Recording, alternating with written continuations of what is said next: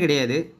நீங்கள் போய்ட்டு உள்ளே போய்ட்டு இந்த லிங்க்கை நான் கீழே டிஸ்கிரிப்ஷனில் கொடுக்குறேன். நீங்கள் லிங்க்கில் போய்ட்டு இந்த போர்ட்டலுக்குள்ளே போய்டுங்க.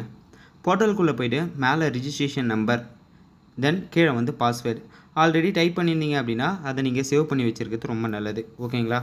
ஸோ அதில் போய்ட்டு நீங்கள் உங்கள் ரிஜிஸ்ட்ரேஷன் நம்பர் பாஸ்வேர்டை கொடுத்து லாகின் பண்ணிங்க அப்படின்னா உள்ளே போகும். வெப்சைட்குள்ளே போனதுக்கப்புறம் உங்கள் டீட்டெயில்ஸ் எல்லாமே காட்டும். இது கரெக்டாக அப்படின்றத செக் பண்ணிக்கோங்க. எந்த காலேஜ் அப்படின்றது எல்லாமே லைனாக காட்டுது. ஸோ செக் பண்ணிக்கோங்க.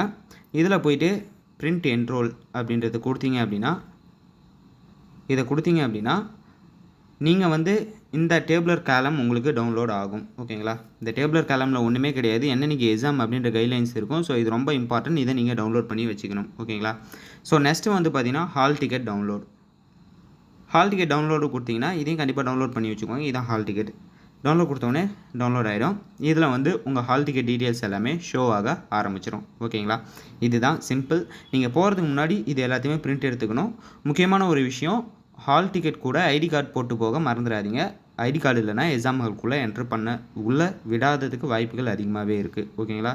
எக்ஸாம் எழுத அலோவ் பண்ண மாட்டாங்க.